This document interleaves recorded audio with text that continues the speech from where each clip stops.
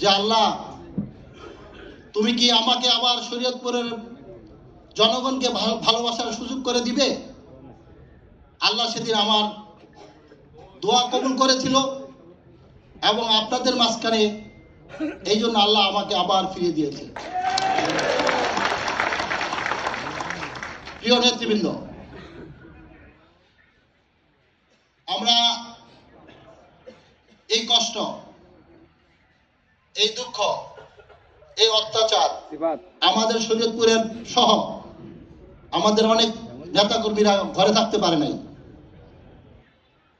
আবার অনেক নেতাকর্মীদের বাড়িঘর লুণ্ঠন করা হয়েছে, দোকানপাট বন্ধ করে দেওয়া হয়েছে, অনেককে এলাকা ছাড়া করা হয়েছে, অনেকের ধান কেটে নেওয়া হয়েছে, গোয়ালের গরু নিয়ে বিক্রি করে দেওয়া হয়েছে।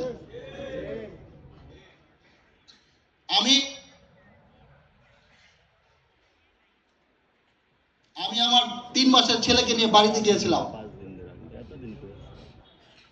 আমি একদিন থাকার পরে দ্বিতীয় দিন এসপি সাহেব আমাকে জানালেন আপনাকে এই মুহূর্তে আপনাকে আপনার এলাকা ছাড়তে হবে।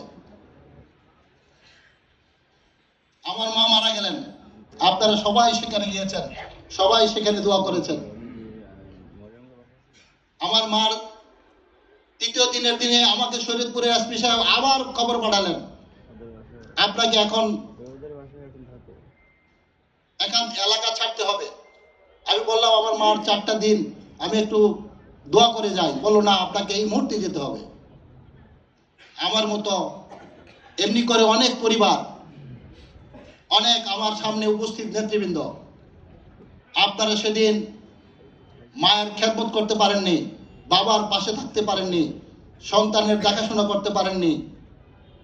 আপনাদের সেদিন আবেগ অনুভূতি, সেদিন ওই হানাদারদের রাহু গ্রাসে বন্দী হয়েছিল, আপনারা সেখান থেকে বঞ্চিত হয়েছিলেন। কিন্তু আজকে সত্যের বিজয় হয়েছে।